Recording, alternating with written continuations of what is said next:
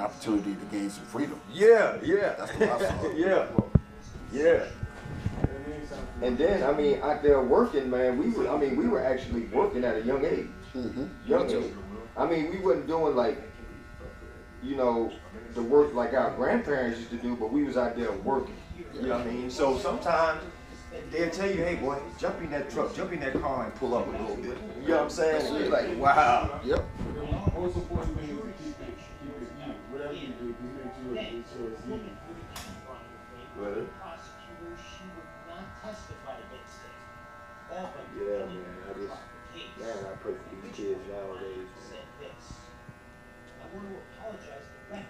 These single moms, one of my clients, his mom texted me yesterday. Want me to talk to Michael, her son.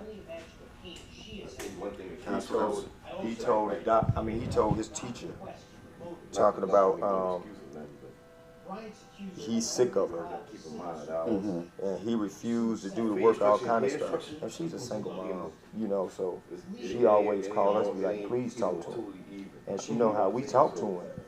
It's going to be effective now. And I mean, I think we've all been through that. You know? Yeah. When we're doing something right and people can see it, they're going to pull us aside and say, okay, can you talk to my son? Yeah. Because he's slipping, and I don't know what else to do with him. But I think he will listen to you because you're the same gender, and there's a respect there. Yeah.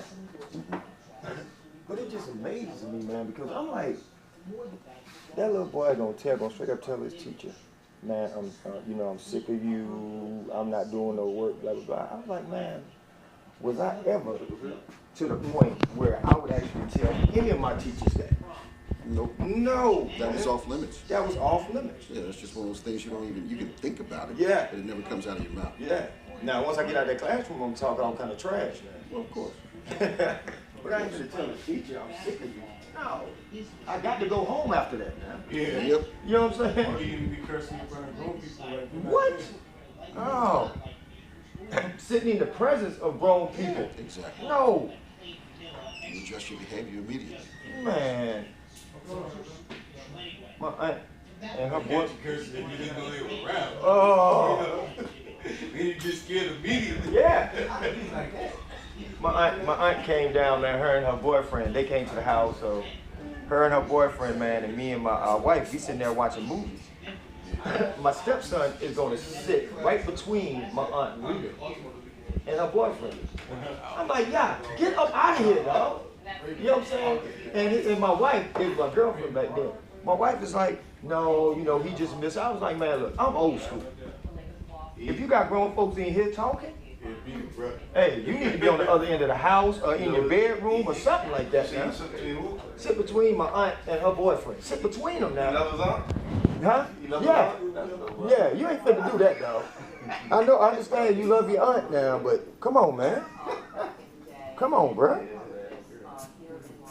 And my wife, she just felt like it wasn't nothing wrong with that. And I'm like, come on. Yeah, and like I said, I understand that, but you gonna wait till they get ready to leave or something like that? No, man. It's not happening.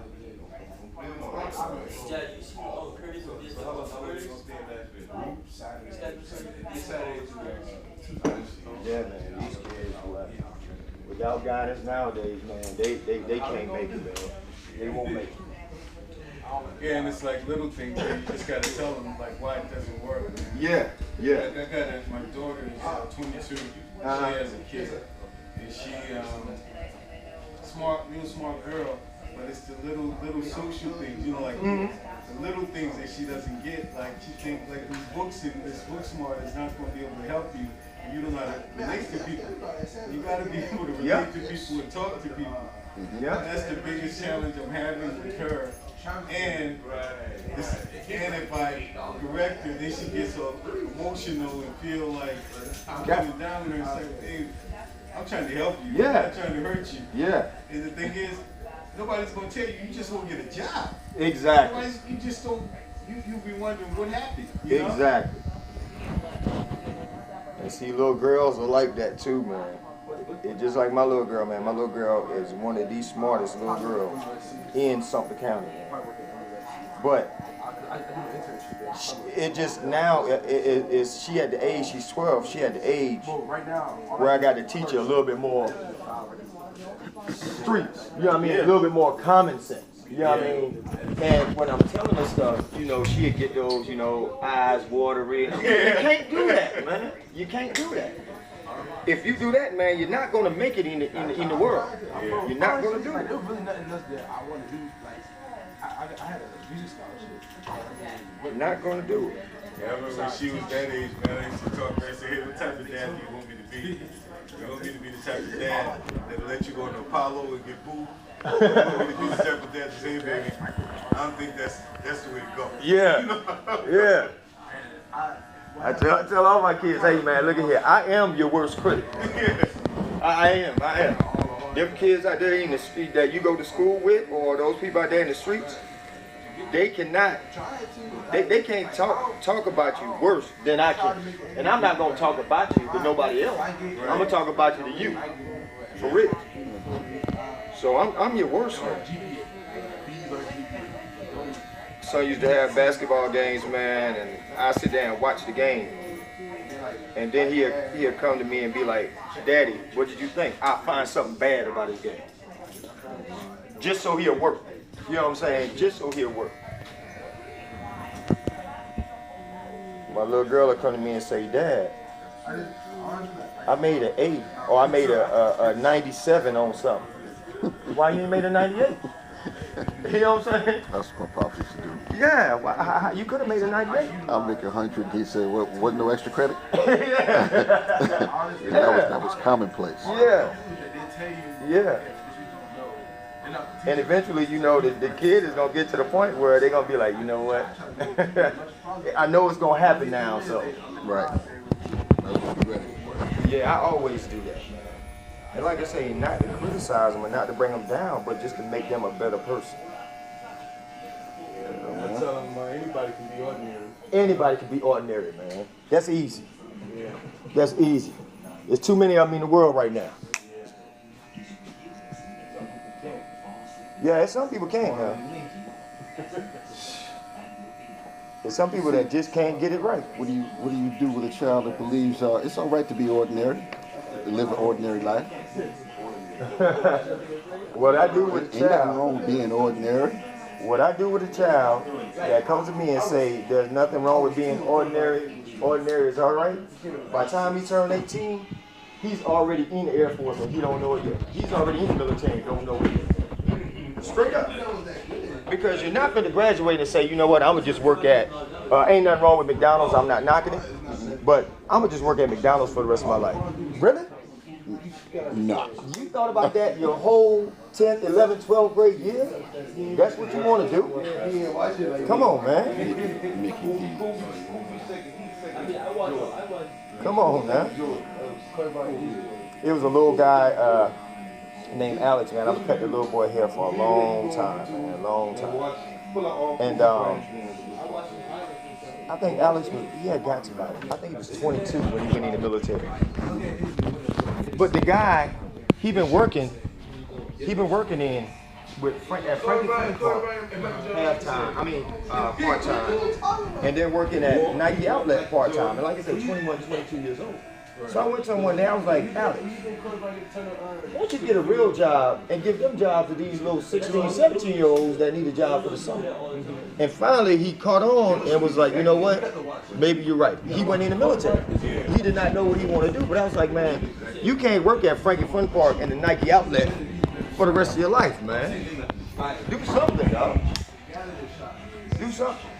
If you don't, man, you mess around and be 40 years old and still don't know what you want to be when you grow up. That sounds like the after school special. Yeah. Straight up. Be 30, 40 years old and still don't know what you want to do when you grow up. Come on, man. The making of a 40-year-old version. Yeah. Yeah. Yeah. Oh, God. For real. I wonder why women ain't trying to holler at him for it. You know what I'm saying?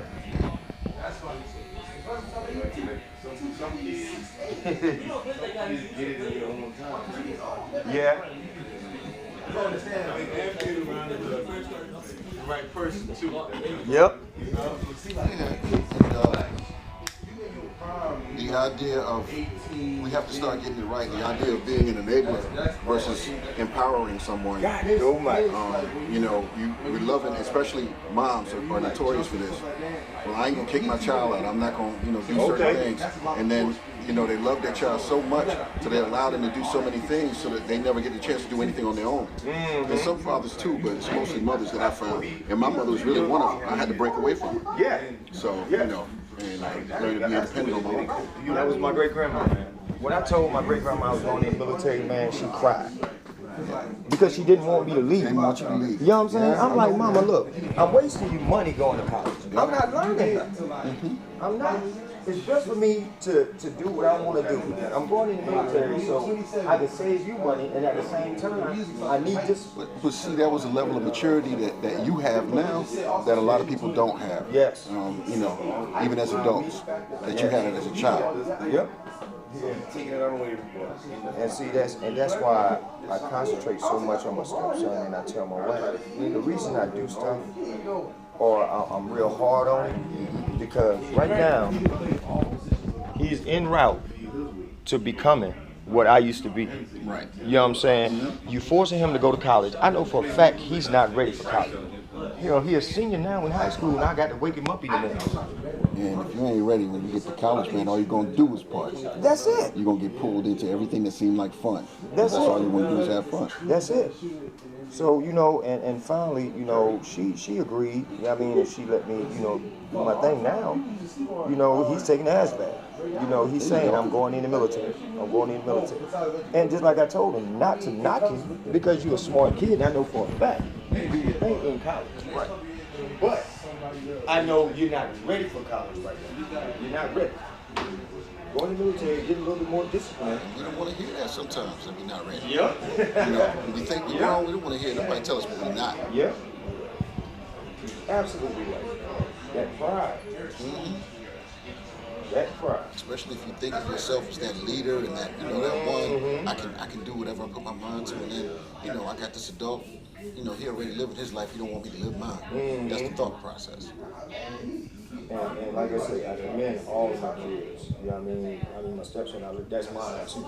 You know what I mean? Right. Because one thing about my kids is they will listen. They'll listen.